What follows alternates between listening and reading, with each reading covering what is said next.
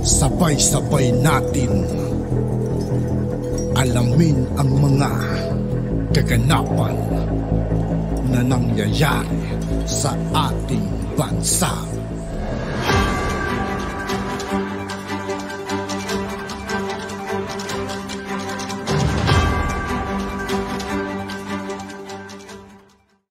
Yo, what's up mga kaibigan? This is I2K po again. Ngayon, nandito naman ulit tayo sa channel ni Kapatid Aveneds. Dito naman ulit tayo magbibigay ng komento at reaksyon. Pero bago ang lahat ng yan mga kaibigan, sa lahat ng hindi pa nakasubscribe kay Kapatid Aveneds, mag-subscribe na po tayo at huwag nyo rin pong kalimutan mag-subscribe dito sa aking channel.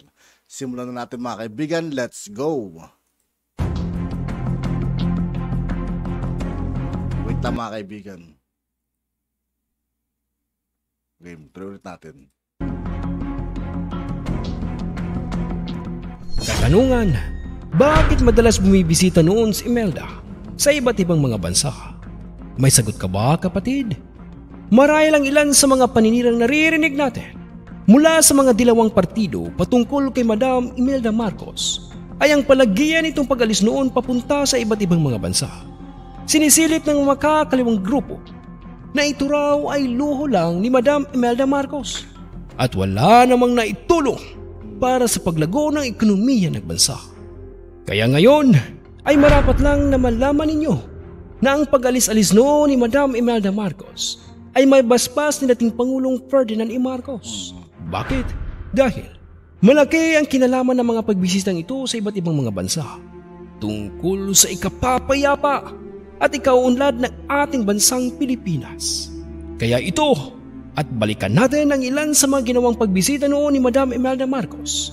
At kayo na ang humusga kung luho ba talaga ang mga ito o para sa kapakinabangan ng buong Pilipinas. Lahat ng yan ay malalaman mo dito lang sa channel na ito. Number 1, ang pagbisita ni Madam Imelda Marcos sa Iraq. Noong October 4, 1981, si Madam Imelda Marcos ay matatandaang bumisita noon sa Iraq upang matiyak ang seguridad at malaman ang kalagayan ng libu-libong mga Pilipino na naninirahan doon sa pamamagitan ng pakikipag-usap niya sa nooy Pangulo ng Iraq na si Saddam Hussein. Sa mga hindi nakakaalam na dapat inyong malaman, si Saddam Hussein ay isa sa mga leader na kilala noon sa buong mundo bilang isang matapang at mabagsik na Pangulo ng Iraq. Naging Pangulo siya ng bansang Iraq mula 1971 hanggang 2003. Isa si Saddam noon. Tagal din mga kaibigan, no? 30 years, tutusin. Sa mga Pangulo na iniiwasan ng bansang Amerika dahil sa taglay nitong katapangan. Ngunit walang sinabi ang bagsik nitong si Saddam Hussein nang makaharap niya si Imelda. Bukod kasi sa napakaganda na, ay napakatalinong kausap pa si Madam Imelda Marcos na siyang naging dahilan para makuha nito ang respeto mula kay Saddam Hussein. Malinaw na makikita natin sa mga footages at video ang kanilang pag-uusap na ang dating mabagsik na si Saddam Hussein ay nagawang mapaamo ni Madam Imelda Marcos.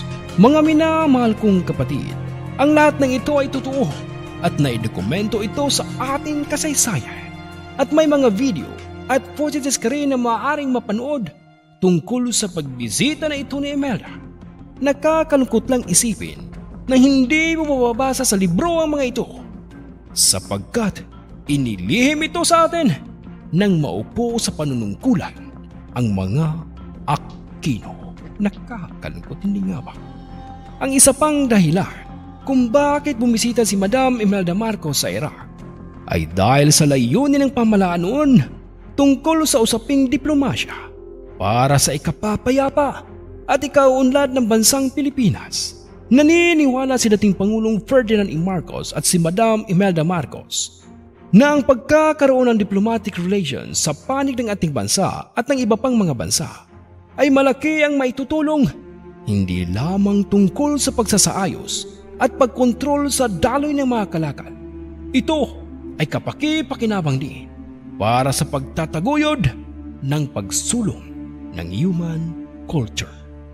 ang pagkakaiba-iba ng mga kultura sa daigdig ay maaaring isulong at ibahagi sa pamamagitan ng international relation policies o ugnayang pang-international na nagpapaintulot sa mga programa tulad ng student exchange at mga cultural exhibitions upang mapahusay ang ating pangunawa sa iba't ibang ekspresyon ng tao sa buong mundo. At isa pa, malaki rin ang naitutulong ng isang diplomasyang relasyon sa pagitan ng mga bansa upang maiwasan ang malawakang kaguluhan at gera mula sa dalawang bansa. Sa makatuwid ay nakakatulong ito upang pangalagaan ang ating kapayapaan. Number 2, ang pagbisita ni Imelda sa China. Ang isa pa sa mga leader na binisita noon ni Madam Imelda Marcos ay ang Pangulo noon ng China na si Mao Zedong, o mas kilala sa tawag na Chairman Mao. Para sa mga hindi nakakaalam na dapat ninyong malaman, si Mao Zedong ay itinuturing na bayani ng bansang China dahil ito ang founder ng People's Republic of China at siya rin ang dahilan kung bakit nagumpisang umunlad ang bansang China. Noong panunungkulan ni dating Pangulong Ferdinand E. Marcos ay masasabi natin na ang Pilipinas at ang China ay malapit na magkaibigan noon sapagkat si dating Pangulong Ferdinand E. Marcos at si Chairman Mao ay magkapareho ang ideolohiya. Ngunit nang mawala sa panunungkulan si Ferdinand E. Marcos ay nagsimulang magkaroon ng sigalot at alitan ng ating bansa at ng China. Ito ay nangyari nang pumalit na sa panunungkulan si Cory bilang Pangulo ng ating bansa. Itinapo ni Cory ang pinaghirapan ng mag-asawang Marcos tungkol sa diplomatic relations sa pagitan ng ating bansa at ng China at mas pinili na magpakatuta sa mga kano at mga global elites na siyang may malaking paghahangad sa pambuong mundong kapangyarihan. Sa kabilang banda, dahil sa mga pagbisitang ito ni Madam Imelda Marcos at pagharap sa ilang mga matatapang at mababagsik na mga leader, ay binansagan siya bilang The Iron Butterfly, bilang pagkilala sa kanyang katapangan at kagandahan.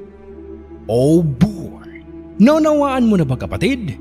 Ang dahilan kung bakit pumupunta noon si Madam Imelda Marcos sa ibang bansa ay hindi upang magpasarap, kundi para tulungan ang kanyang asawa na magkaroon ng isang solidong relasyon ng ating bansa at ng iba pang mga bansa. Mga kaibigan, medyo pagpasyensya nyo na kung di ako nakapag-comment kasi nadadala ako sa mga salita ni Kapatid Avens dito kasi ang ganda ng mga sinasabi niya mga kaibigan. Marami tayong natutunan dito tungkol sa mga kasaysayan sa mga nangyari noon sa ating bansang Pilipinas, di ba? Kaya pakinggan lang natin mga kaibigan.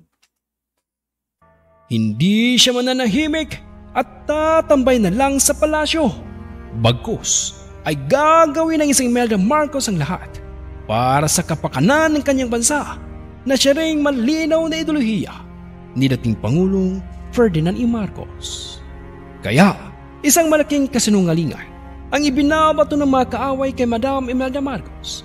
Pilit na lang isinisiksik sa utak ng mga Pilipino na si Madam Imelda Marcos daw ay di umano ay walang pakialam sa kanyang mga kababayan at panay raw ang alis nito papunta sa iba't ibang mga bansa. Kung tutusin nga mga kaibigan, para sa akin lang, mas marami pang nagawang First Lady kaysa kay Cory Aquino. Kasi ang daming natulungan ng mga kaibigan ni First Lady Imelda Marcos. Ang daming napatay yung mga building para sa mga mamayan. Ang mga Aquino mga kaibigan, lalo na si Cory Aquino, puro ribulto mga kaibigan. Pero ang totoo ay ayaw na nilang malaman ng taong bayan kung ano talaga ang tunay na layunin ni Imelda sa kanyang ginawang pagbisita. Ito ay para sa kapakanan ng bansang Pilipinas. Mga minamahal kong kapatid, si Imelda Marcos at si dating Pangulong Ferdinand Marcos ay isang halimbawa ng isang perpektong kombinasyon at magulang ng ating mahal na bansa. Binigay nila ang lahat ng kanilang makakaya para maitaguyod at maiangat ang kalagayan ng ating ekonomiya. Hanggang sa huling sandali, sa last will and testament ni dating Pangulong Ferdinand Marcos, ay tayo pa rin mga Pilipino ang kanyang inaalala at iniisip. Nagawa na nila ang parte nila para sa ating bansa. Ngayon, tayo na naman ang kumilos para makamit na natin ang kaunlaran na matagal na ipinagkait sa atin ng mga taong masasama at baluktot ang pag-iisip. Iboto sana natin ang siyang tunay at karapat-dapat na susunod na maging leader ng ating bansa.